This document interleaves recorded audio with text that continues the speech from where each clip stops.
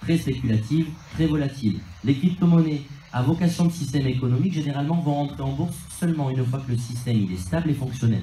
Ça veut dire que la monnaie est utilisable. Ça, c'est important. Les euros que vous avez tous dans vos porte-monnaies, on est d'accord, vous pouvez les utiliser n'importe où.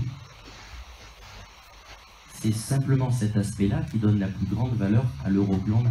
Demain, tous les gens qui ont des euros ne peuvent plus s'en servir, l'euro ne vaut plus rien. Okay? Ce qui donne la valeur à une monnaie, c'est la communauté, c'est l'utilisation, c'est la stabilité, c'est la sécurité, mais c'est surtout l'utilisation et la communauté. Demain, tout le monde a le droit, en tout cas en France, après dans d'autres pays je ne sais pas, mais en France, tout le monde a le droit de créer sa propre monnaie. À partir du moment où vous lui mettez une structure, tout le monde a le droit de créer sa propre monnaie. Demain, vous créez votre propre monnaie. Puis dans votre région, vous êtes 3 à l'utiliser. Dans votre monnaie, elle ne vaut rien. Personne ne la prend, personne n'en veut, et la communauté est trop faible. Okay? Donc il y a tout ça qu'il faut prendre en compte. Les crypto-monnaies à vocation de système économique, s'il n'y a pas une suffisamment grande communauté, pour info, chez OneLife, on est 3 300 000. Et s'il n'y a pas une utilisation possible, on vous en parlera plutôt cet après-midi, ben la monnaie ne vaut rien. Okay? Le fait que nous, la communauté, grandisse régulièrement et que l'utilisation soit de plus en plus importante, ben c'est ce qui fait que toutes les crypto-monnaies ont beau avoir une tendance haussière, même si elles sont spéculatives, le OneCoin est stable, mais sa valeur augmente. On rentrera plus dans le détail tout à l'heure.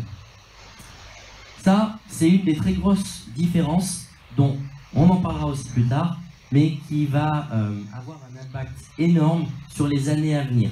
Les crypto-monnaies traditionnelles, spéculatives, généralement, les transactions sont anonymes, inidentifiables, intraçables. Pourquoi? Parce qu'il n'y a pas de structure. Les crypto-monnaies à vocation de système économique ont une procédure qui s'appelle KYC, ça veut dire Know Your Customer, connaître son client. La procédure KYC chez OneCoin a été intégrée directement dans la blockchain. C'est la seule crypto-monnaie au monde qui a une procédure d'identification dans sa blockchain. Ça veut dire qu'on sait qui a payé quoi à qui, à quel moment, pour quel montant. Posez-vous juste une question. Le monde se digitalise et se numérise très vite. Demain, tout le monde paiera en crypto-monnaie. Vous y croyez, c'est bien. Vous n'y croyez pas, c'est bien. Vous n'aurez pas le choix. Les banques aujourd'hui sont en train de créer leur propre crypto-monnaie. On y va, c'est logique. C'est l'évolution logique du système monétaire. Okay? Quand tout le monde va payer en crypto-monnaie, les grandes multinationales et les instances gouvernementales, vous pensez qu'ils vont utiliser quoi comme monnaie? Une monnaie libre sur laquelle on n'a aucun contrôle et aucune information, ou une monnaie qui permet une traçabilité, identifier les paiements, sécuriser, un historique visible? Bien sûr qu'ils vont choisir la structure. Okay? Le OneCoin rentre en bourse le 8 octobre 2018. Il y a un timing de 1 an pour mettre en place tout ce qu'on veut mettre en place. Okay? Quand je dis ce qu'on veut mettre en place, c'est pas ce qu'il doit mettre en place. En rentrant en bourse maintenant, ça fonctionnerait. Mais certains objectifs des leaders et de la société sont bien au-delà de ce qu'on a aujourd'hui. Admettons, on rentre en bourse aujourd'hui avec cette procédure KYC. Est-ce que vous pensez vraiment que le Bitcoin continuera d'être médiatisé autant qu'aujourd'hui si OneCoin rentre dans la partie? Bien sûr que non. Parce que toutes les sociétés, et il y en a un, qui aujourd'hui acceptent le Bitcoin comme moyen de paiement, en fait, ils n'acceptent pas comme moyen de paiement. Ils s'en servent pour capitaliser. Et ça a été dit par de grands chefs d'entreprise.